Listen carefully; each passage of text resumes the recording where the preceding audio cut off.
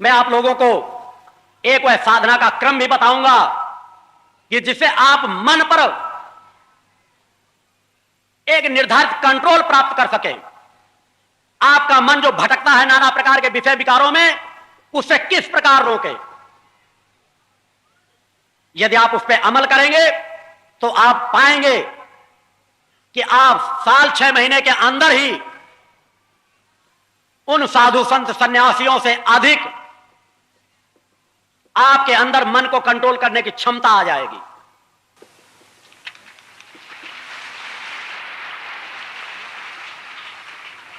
उसके लिए एक मार्ग मैंने पहले बतलाया था कि अगर मन पर विजय पानी है, सत्य के अनुयायी बनना है, तो तुम्हें अपने स्थूल के बाद सूक्ष्म की ओर बढ़ना होगा। मगर यदि तुम वह साधना उस तीव्र गति से नहीं कर पा रहे, तो मैं और एक सरल क्रम इस बार बताने के लिए यहां उपस्थित हुआ हूं। निश्चित है उसके लिए आपको समय देना पड़ेगा। यदि आप मेरी बात एक कान से सुनेंगे और दूसरे कान से निकाल देंगे तो आपको कुछ हासिल नहीं होगा। निर्धारित मेरी एक चेतना कुछ समय तक आपके साथ रहेगी और उसका भी उपयोग अगर आप भौतिकता में ही बदल डालना चाहते हैं तो फिर आप जीरो के जीरो खड़े नजर आएंगे। मगर यदि आप मेरे बताए हुए कार्य में, मार्ग में मात्र नित्य केवल 10 मिनट का समय देंगे तो आप देखेंगे आप जो नशा करते हैं, आपके जो विषय विकार हैं, वासनात्मक जीवन है, वह बदल जाएगा। आपके अंदर एक वैराग्य भाव आएगा। क्योंकि वास्तविकता है आज का समाज भौतिकता और विषय विकारों में उनकी ग्रंथियां इतनी मुड़ चुकी हैं कि कोई कहे या ना कहे वो अपने आप को रोक नहीं पाते। इसके रोकने की अगर आप साधना नहीं करेंगे तो इस समाज का पतन हो जाएगा।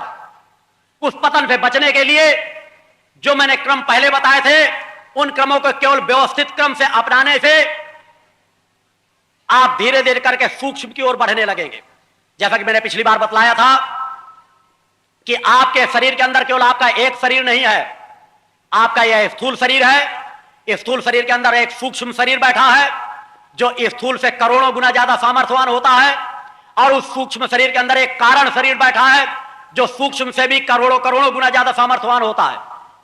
और उस कारण शरीर के अंदर बैठी हुई दिव्य चेतना, वह आनंदमय लोक, वह सिद्धाश्रम लोक, वह दिव्यमय आनंद जिसे यदि कोई एक जीवन में प्राप्त कर ले तो यह भौतिकता क्या, यदि उसका एक एक अंग अंग काट दिया जाए या त्रिभुवन का सब सुख सामर्थ्य उसके अंदर डाल दी जाए तो कभी भटकेगा नहीं।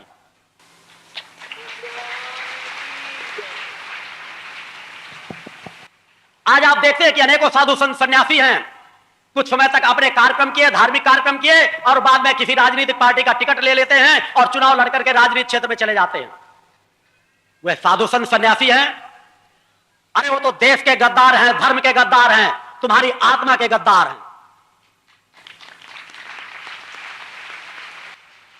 अगर किसी संत को, अगर किसी योगी को राजनीतिक ख्वाहिश हो जाए तो संत और योगी हो ही नहीं सकता, क्योंकि राजयोग का त्याग करने के बाद ही उस कारण शरीर में प्रवेश मिल सकता है। और जिसने कारण शरीर का आनंद प्राप्त कर लिया, उस दिव्य चेतना का स्पर्श प्राप्त कर लिया, उसके लिए यहां के राजयोग ही नहीं, त्रिभुवन का सुख पैर से ठोकर मार देने के बराबर हो जाता है। अगर आकांक्षा होती है तो उस ममतामयी, कृपामयी, उस दिव्य माता भगवती के चरणों की एक झलक प्राप्त करने की, उनके चरणों पर सदैव सदैव के लिए उस ममता के सागर में हिलोरे लेते रहने के लिए। अगर आप वास्तविकता में उस दिशा की ओर मुड़ना चाहते हैं, किसी न किसी जन्म से आपको तो मुड़ना ही पड़ेगा। यात्रा लंबी अवश्य है, मैं प्रलोभनों में बांध करके आपको घुमाना नहीं चाहता। कर्म करना पड़ेगा, आपको तपस्वी बनना पड़ेगा, आपको साधक बनना पड़ेगा। मगर तपस्वी, साधक और बैरागी बनने के लिए आपको अपने घर गृहस्थ को त्याग करने की जरूरत नहीं। अपनी जिम्मेदारियों का पालन करते हुए नित्य कुछ समय देने की आवश्यकता है। मैंने नित्य साधना के लिए अपने चेतना मंत्र को भी प्रदान किया है कि ओम जगदम्बे दुर्गाय नमः का अधिक जाप करें। कुछ उसके पहले मैंने उस बीज मंत्रों के उच्चारण की जानकारी दी थी। उन्हीं बीज मंत्रों को यदि एक क्रम से उच्चारित किया जाए तो विषय विकार संतुलित होने लगते हैं। कुंडलिनी चेतना जागृत करना तो एक लंबी यात्रा है, आपको निश्चित है कठोर साधनाएं करनी पड़ेंगी, मगर कुंडलिनी चेतना के सातों चक्रों को थिरकन देना, उनकी ऊर्जा को जागृत करना, उनके ऊर्जा प्रवाह को कुछ प्राप्त कर लेना कोई बड़ी बात नहीं। गृहस्थ में रहते हुए, बिजनेस व्यापार करते हुए, पारिवारिक जीवन जीते हुए, अपने बाल बच्चों के साथ रह करके भी उस ऊर्जा को आप उभार सकते हैं।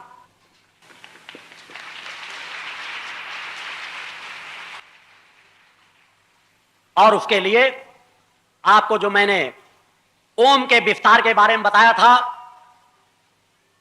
कि ओम जो बीज मंत्र है वह शिव मंत्र या किसी एक शक्ति का मंत्र नहीं है। ओम ही हमारा एहसास कराता है स्थूल सूक्ष्म कारण और वह आनंदमय कोष तक का। जिस तरह मैंने कहा था कि ओम में आकार, उकार, माकार और वह आनंदमय कोष विश्राम समाहित है। और जब ओम में समाहित है और मां में जो मैंने बताया था कि मां में वह विश्राम से कारण शरीर से सूक्ष्म शरीर में और सूक्ष्म शरीर से स्थूल शरीर में चेतना के प्रवाह को फैलाने के लिए यदि उनका उच्चारण किया जाए तो आपके शरीर में एक तरंगे पैदा होंगी, चेतना तरंगे। मगर उनके क्रमों को अलग अलग करने की जरूरत नहीं। नित्य तो आप अलग अलग करते ही हैं, 5 मिनट या 10 मिनट आप ऐसा समय दें, बहुत लंबे दीर्घ उच्चारण की जरूरत नहीं, जितनी देर आपकी सांस चले एक बार आप मां का गुंजरण करें। गुंजरण का एहसास होना चाहिए, बहुत देर जोर से चिल्लाने की जरूरत नहीं। जिस तरह आप नित्य आरती में उच्चारण करते हैं, ओम का एक बार उच्चारण करें, फिर एक बार मां का उच्चारण करें, फिर एक बार ओम का उच्चारण करें, फिर एक बार मां का उच्चारण करें।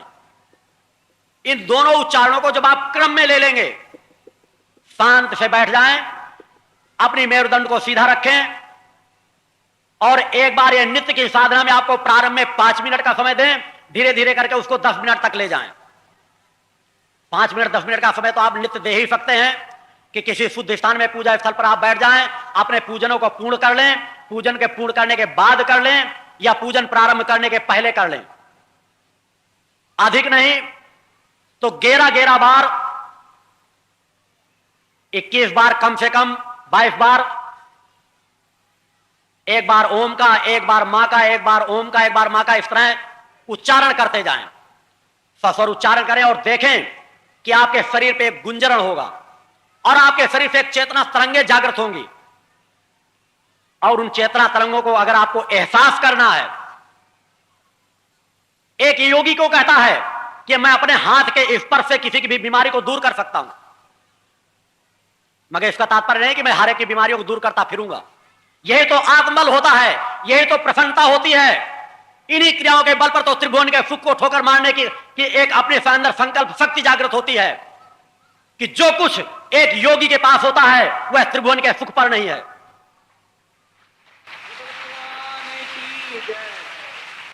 हर मनुष्य के अंदर वह चेतना तरंगे समाहित हैं, उन्हें केवल उभारने की जरूरत है। जब आप उभारेंगे तो धीरे धीरे करके आपके अंदर भी वह सामर्थ्य आती जाएगी कि जब आप इस प्रकार उच्चारण करेंगे तो आपके शरीर के अंदर चेतना तरंगों का प्रवाह बाहर को फैलेगा। और 1 मिनट के लिए बाद में आप बैठें, चेतना तरंगों को जागृत करें और उन पर कंट्रोल करके एक निर्धारित दिशा की ओर फेंकना शुरू करें। आप शांत बैठ जाओ उच्चारण करने के बाद और अपने मन के अंदर से कल्पना करें, क्योंकि किसी चीज की गहराई में पहुंचने के अंदर आपको उस तरफ सोच डालना पड़ेगा। आप सोचे कि मेरे शरीर से चेतना जागृत हो रही हैं, पहले आप किसी नजदीकी अपने पुत्र के प्रति, अपने जो नजदीकी मित्र हो, पुत्र हो या जिसे आप चाहते हो उसके प्रति, तो वो तरंगे आप अपने निर्धारित व्यक्ति तक भेज पाए या न भेज पाए, वो तरंगे उन सत्य की तरंगे के तारमेल से अपने आप बैठ जाएंगी और वो कई गुना ज्यादा बढ़ करके आपके शरीर में प्रवेश करने लगेंगी। आपके अंदर जन कल्याणकारी भावनाएं पैदा होने लगेंगी। वह चेतना तरंगे कई गुना ज्यादा रिटर्न होकर के वापस आती हैं। यह एक विधान है सूक्ष्म जगत का। कि यदि आप वास्तविकता में अपने अंदर के विचार शक्ति को जन कल्याण की दिशा में डालें तो कई गुना ज्यादा वापस आती हैं। यदि आप पतन की ओर सोचते हैं तो आपका पतन के मार्ग की ओर चैतन्य तरंगे उस मार्ग की ओर घुसने लगेंगी और वह आपकी तरफ से केवल खिंचती चली जाएंगी। अतः उन चेतना तरंगों को जन कल्याणकारी भावना दे दे केवल कि विश्व का कल्याण हो, विश्व में सभी सुखी हो, सभी निरोगी हो। यह भाव अपने अंदर लें और देखें कि उससे कई गुना ज्यादा आपके शरीर में चेतना तरंगे वापस आने लगेंगी। जिस तरह यदि किसी पहाड़ी क्षेत्र में आप चले जाएं और एक बार कोई आवाज आप उच्चारित करें, वह आवाज टकरा करके वापस आती है। तो चेतना तरंगों का एक स्वाभाविक गुण है, क्योंकि जो चेतना मेरे अंदर बैठी है वही चेतना आपके अंदर बैठी है। और जब कोई पूर्ण चेतना कहीं विचरण कर रही होती है, पूर्ण चेतना तरंगे सूक्ष्म में विचरण कर रही होती हैं, तो उनसे केवल आप अपनी चेतना तरंगों का थोड़ा सा स्पर्श करा देंगे तो वह चेतना तरंगे आपकी ओर खींचने लगेंगी। इन क्रमों को अपनाने के लिए अगर आप कहीं ब्रह्म मुहूर्त में प्रातः 4 बजे से लेकर के यदि सुबह 8 बजे के पहले कोई भी समय 5 मिनट या 10 मिनट का निर्धारित कर लें, आप इन मंत्रों का जाप करके देखें, बीज मंत्रों का उच्चारण करके देखें। इनसे धीरे धीरे आपकी चेतना तरंगे जब जन कल्याणकारी होंगे तो उनसे रिटर्न आने वाली तरंगे, जिस तरह आप दूसरे के कल्याण की भावना करते हैं, वह तरंगे आपके शरीर में उसी तरह का लाभ देने लगेंगी। आप यदि शारीरिक रूप से बीमार हैं तो आपकी बीमारी में धीरे धीरे करके लाभ मिलने लगेगा। आप यदि अन्य किसी विषय विकारों से ग्रसित हैं तो वह विषय विकार आपके धीरे धीरे करके दूर होने लगेंगे। केवल इन बीज मंत्रों का क्रम से उच्चारण करें और चेतना तरंगों का एहसास करें। जिस तरह एक मां यदि कराहते तड़पते अपने शिशु पर केवल प्रेम से हाथ फेरने लगती है तो उस बच्चे को राहत मिल जाती है। कैसे राहत मिल जाती है? मां के हाथ में आखिर वह है क्या? होता है वह चेतना तरंगे, क्योंकि मां के अंदर, पिता के अंदर ममता की चेतना तरंगे जागृत होने लगती हैं।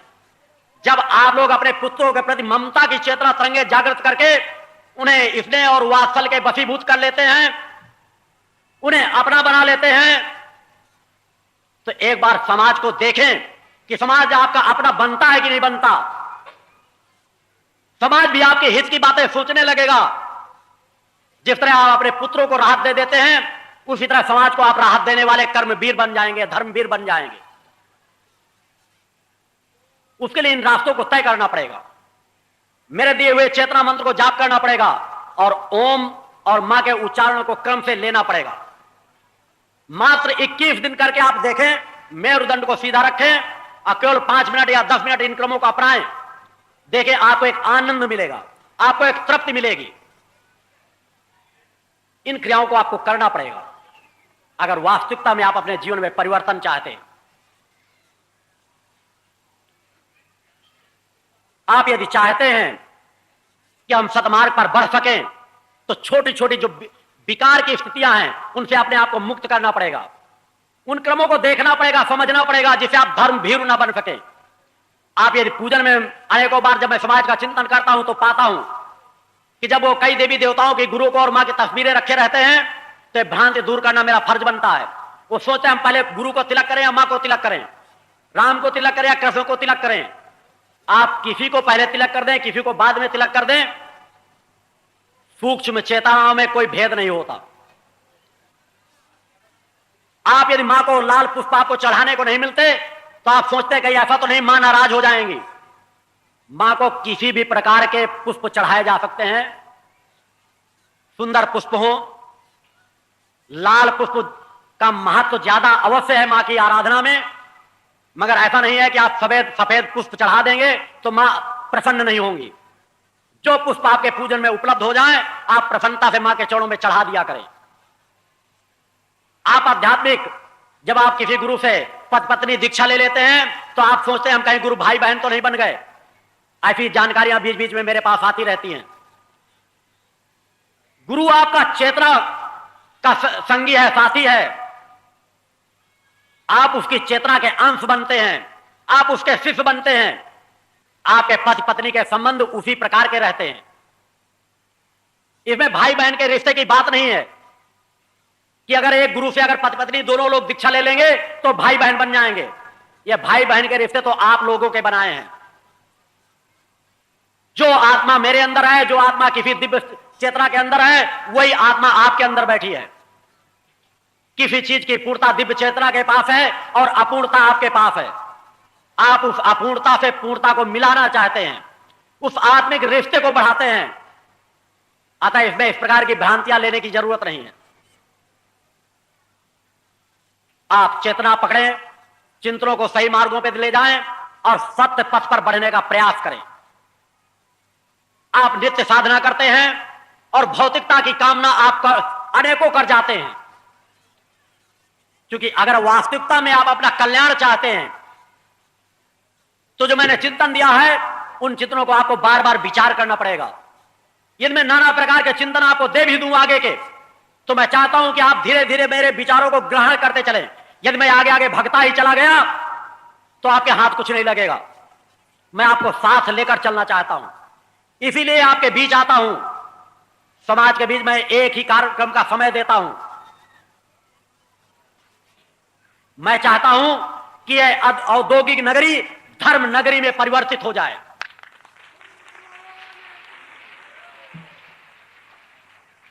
क्योंकि मैं यह कार्य प्रारंभ प्रयाग या हरिद्वार से नहीं कर रहा कि मैं जाके प्रयाग में अपना आश्रम बना के बैठ जाऊं, या हरिद्वार में अपना आश्रम बना के बैठ जाऊं, या मथुरा में अपना आश्रम बना के बैठ जाऊं। इसीलिए मैंने एकांत जंगल में अपना दिव्य आश्रम बनाना प्रारंभ किया है। वहां एकांत में रहता हूं और समाज के बीच पहले चाहता हूं कि यदि तुम लोगों ने मेरे विचारों के अनुसार चला, आप लोगों ने यात्रा तय की, तो आने वाले 5 वर्षों के अंदर अंदर यह महानगरी जो औद्योगिक नगरी कहलाती है, लोग कहने लगे कि यह जय माता की नगरी है। केवल जो गति आप लोगों ने पिछले 1 वर्षों में दी है उसको और कुछ बढ़ा के कुछ और गतिवान बनाना है। मैं चाहता हूं समाज का कल्याण। मैं चाहता हूं तुम्हारे अंदर एक परिवर्तन, तुम्हारे अंदर एक जन कल्याणकारी भावना। और अगर वह जन कल्याणकारी भावना उपज गई तो एक जन्म में तुम वह हासिल कर लोगे जो तुम्हारे आने वाले अनेकों जन्मों के लिए एक बहुमूल्य धरोहर आपके हाथ लग जाएगी। वह पारसमणि मिल जाएगी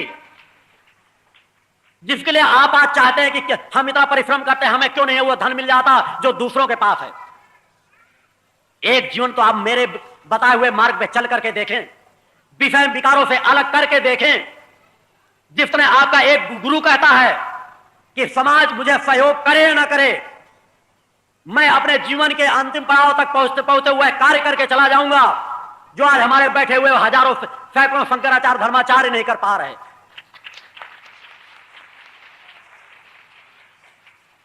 मैं अपना जीविकोपार्जन, अपने आश्रित लोगों का जीविकोपार्जन अपने कर्म बल के माध्यम से करता हूं। समाज की दक्षिणाओं पर मेरा जीवन आधारित नहीं है। मगर इस पे आपको विचार अवश्य करना पड़ेगा। क्या आप भटकाव का जीवन चाहते हैं, अधर्म अन्याय का जीवन चाहते हैं, या सत्य का जीवन चाहते हैं? क्योंकि यदि आप विचार नहीं कर पाए, मैं बहुत कुछ आगे चिंतन दे जाऊं। इसके पहले मैंने अनेकों कैसेटों में महत्वपूर्ण चिंतन दिए हैं। उन्हें एक बार नहीं 10-10 बार सुने एकांत में बैठ करके, आपको महत्वपूर्ण जानकारियां मिलेंगी। उनको हासिल करें। मैंने कहा है कि अगर आवश्यकता होगी तो हर पल अपने गुरु को अपने आगे खड़े पाओगे। जब मैंने विश्व अध्यात्म जगत को चैलेंज दिया है तो किसी बल पर मैंने दिया होगा, और वह बल है केवल मां का बल, उस प्रकट सत्ता का बल। जब मेरे पास वह सामर्थ्य है कि मैं हजारों लाखों करोड़ों भूखों को भोजन करा सकता हूं, समाज सहयोग करे या न करे, वो अन्नपूर्णा की कृपा मेरे आश्रम में रहती है, तो एक न एक दिन वो सामर्थ्य आपके अंदर भी आएगी। समय लग सकता है, मगर वह भावना आपको अपने अंदर जागृत करनी पड़ेगी। उस मार्ग में कुछ चलना पड़ेगा। सतयुग कहने से नहीं आ जाएगा, उसके लिए आपको कर्म करना पड़ेगा। इस शरीर का रोम रोम आप लोगों के लिए है। इसका यदि आप उपयोग करना चाहें तो यदि मेरे बताए रास्तों से उपयोग करेंगे तो आपके लिए जन कल्याणकारी बन जाएगा। और अगर आप इसी से संतुष्ट होते हैं, वह गुरु जी को पर हम फूल माला चढ़ा देंगे प्रसन्न हो जाएंगे, जल चढ़ा देंगे प्रसन्न हो जाएंगे, शहद चढ़ा देंगे प्रसन्न हो जाएंगे, तो मैं उन गुरुओं का शरीर धारण किए हुए नहीं बैठा हूं। चेतनावान गुरु के एक निर्धारित रेजों के नजदीक यदि गलत विचारधारा का व्यक्ति आ जाता है तो यदि वह चेतना जागृत किए रहे तो या तो उसका हित हो जाएगा या उस योगी को अपनी चेतना को दबाना पड़ेगा। क्योंकि मेरे साथ जो स्वाभाविक गुण है मैं उसका ज्ञान आप लोगों को कराता हूं कि आप लोग जब भी शिविरों में आए तो मेरे सम्मुख शांति मेरुदंड को सीधा करके बैठे।